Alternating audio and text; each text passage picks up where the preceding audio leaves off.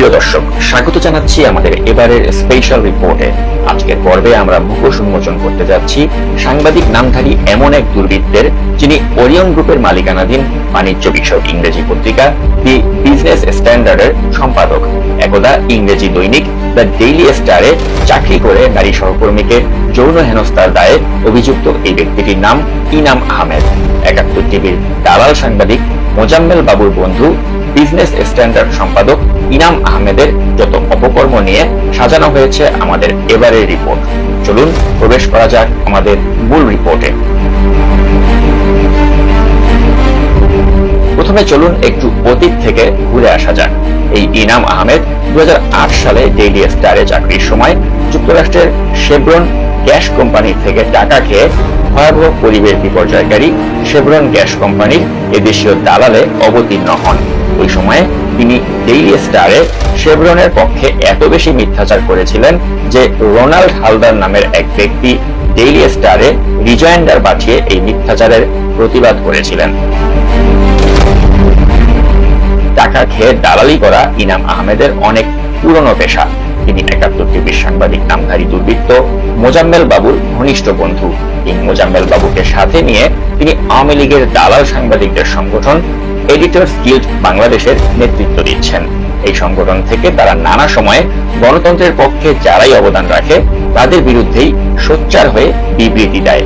প্রথম আলোতে চাল ডালের স্বাধীনতা চাই শীর্ষক আলোচিত সেই প্রতিবেদনের বিরুদ্ধে এই ইনাম আহমেদ বিবৃতি দিয়েছিলেন যে প্রথম আলো সেই রিপোর্ট নাকি মহান স্বাধীনতাকে হেয় করে করা হয়েছিল।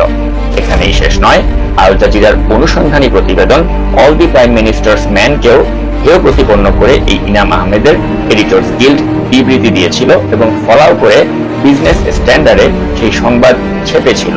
নাগরিক টিভির বার্তা প্রধান নাজমুল সাকিব ও সিইও হিটর রহমানকে এই ইনাম আহমেদ নানা সময় আপত্তিকর সংবাদের বিষয়বস্তু বানিয়েছেন। অথচ নাজমুল সাকিবের বিরুদ্ধে করা ভুয়া মামলাগুলোর বিষয়ে জানতে চেয়ে ঢাকার মার্কিন দূতাবাসে যখন সিনেটর রিক স্কট চিঠি দেন, সেই সংবাদ কৌশলে এড়িয়ে যান এই অপসাংবাদিক ইনাম। এই ইনাম আহমেদের অপরাধ সাম্রাজ্যের অন্যতম সহযোগী হলেন শাহরিয়ার খান নামের আরেক দুর্বৃত্ত সাংবাদিক। এই সাংবাদিকও একসময় ডেইলি স্টারে কাজ করতেন, বর্তমানে বিজনেস স্ট্যান্ডার্ডের নির্বাহী সম্পাদক। এই শাহরিয়ার ও শাহরিয়ারের স্ত্রী রাফাত বিনতে রশিদ ইনামের মদের আসরের সঙ্গী। বছরখানেক আগে মদখোর ইনামের ঢাকা ক্লাবের মদের বিল এসেছিল ৪ লাখ টাকা।